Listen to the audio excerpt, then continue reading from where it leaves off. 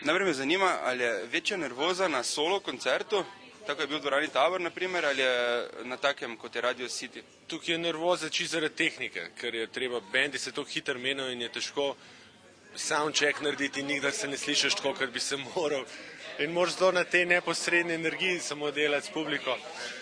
Ampak po drugi strani je pa tradicionalno to en praktično verjetno največji žur v Sloveniji, najboljši žur. In mariborska publika, kadar te sprejme, je res enkratna.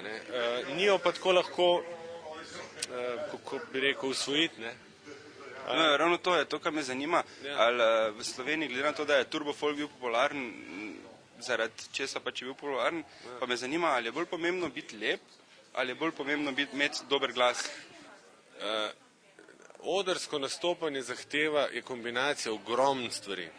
Ti imaš recimo vrhunske vokaliste, vrhunske inštrumentaliste, ki nimajo karizme in mu nič ne pomaga in lahko gre na oder in se ne bo nič zgodilo.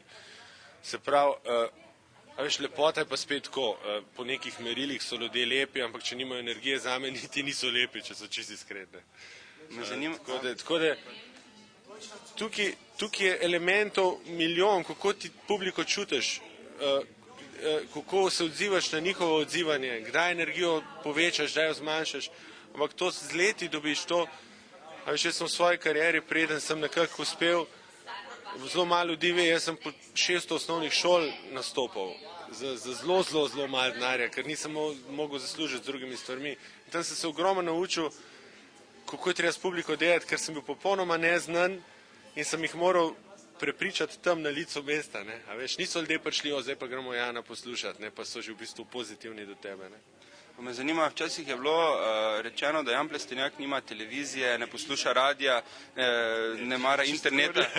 Dobar, z internetom sem šele v zadnjem letu se malo spoznal. Ste na Facebooku? Na Facebooku sem iz enega razloga, ker so me ljudje pred pol leta začeli ustavljati, ali pa še malo več, recimo slabim letom. So pa frenda na Facebooku in jaz sem bil total kreten, izpavil se rekel, kaj je to? In pa so mi razložili, kaj sploh to je. No in se je izkazali, da so, ne vem, 3 ali 4 profili bili z mojo sliko in Jan Plestenjak. In potem sem jaz bil jezen, da se to lahko zgodi in to se mi zdi res popolnoma neprimerno. In zaradi tega sem na založbi rekel, ne naredil eno uradno stran, fan stran na Facebooku, zato da vsi ostali, ki bojo z mojo sliko se pojavljali, da bo pač ljudje vedeli, da nisem to jaz. Kdaj lahko vidimo Jana Plestenjaka zdaj v Mariboru? V Mariboru mislim, da bomo delali v SNG-u koncert v oktobru. To bo teatrski koncert in mislim, da bo produkcijsko zelo lepo narejen. Ravno sem s Miljanom Kažetom govoril, ki bo organiziral in je rekel, da bo pa res maksimalno šel v produkcijo tega koncerta. Tako da pred tem sigurno ne. Jaz se tega veselim. V Taboru smo imeli tudi krasen koncert, tako da rad prijem v Maribor in to je eno izmed mest, kjer zmeraj tudi prespim, da še drug dan malo uživam popoldne po mestu, ker je fajn. Torej imate tudi prijatelje v Mariboru? Veliko prijateljev imam. Celo v enem momentu sem razmišljal, da bi si en stanovanjček kupil tukaj, da bi ga imel, ker mi je dober vibe, tako, ljudje so pozitivni, srčni, fajn, res se dobro počutim.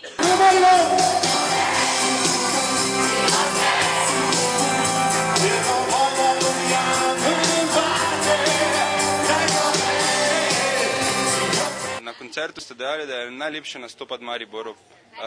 Kaj je v bistvu skrivnost napolniti dvorano Tabor, recimo? Nimam pojma, kaj je skrivnost. Verjetno pri meni dolgoletno delo in toliko hitov, kad jih imam, da recimo danes smo morali narediti playlisto 8-9 komadov, da sem imel prav težavo, kjer bi dal noter. To je ena taka sladka težava, ker včasih, ko smo začeli igrati, je bila težava, kaj bi pa jaz igral, da v ljudem všeč. In to pa dosežeš samo z mnogo leti dela, pri meni je to 17 let.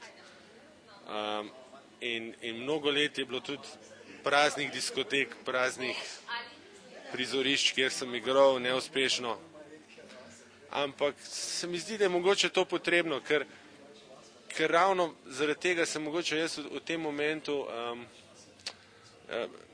ne počutim samozadostnega in ne počutim se, zdaj sem pa najboljši, ker vem, koliko sem lahko še boljši. In ravno so mi rekli zadnjič, v enem intervjuju so me vprašali, ja, kaj pa zdaj pa že par let zapored si vse dvorane največje razprodal, se nimaš več kaj narediti. Ne. To se mi zdi čisto narobe, ker ni edino merilo samo to, da so dvorane polne. Merilo je, koliko sem jaz dober in koliko jaz ljudem dam. In jaz jim želim dati vsakič več in sem zelo samokritičen glede tega. Še zadnje vprašanje, kaj je lepše? Občutek, da ljudje sprejmejo vašo glasbo ali recimo, ne vem, v tem primeru, naprimer od Alje, za katero ste pisali glasbo? No, jaz imam seveda, zame so te občutki, kadar ljudje pojejo moje pesmi pod odrom, še toliko bolj čarobni, ker sem jaz tudi avtor, ne samo izvajalec teh pesmi. In meni je krasen občutek, je Alja imela hit leta s pesmijo Veš. To je meni neka potrditev, da verjetno to moje avtorstvo. Ste bili mogoče kaj ljubosumni, da niste sami odpeli te pesmi? Ne.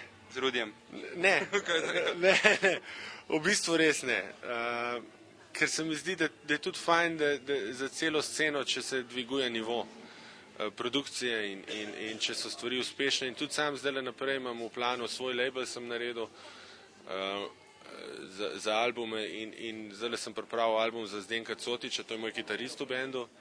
Zdaj gremo v junija v studio, ga bomo zaključili. To bo enkratni album za radijske postaje, mislim, da bojo zelo z veseljem ga vrteli. In potem se bom lotil še enega albuma za drugo leto, tako da za druge imam prav plan zelo veliko delati, ker mi je to velik izziv, songwriting, aranžiranje in produkcija. Hvala lepa. Hvala lepa.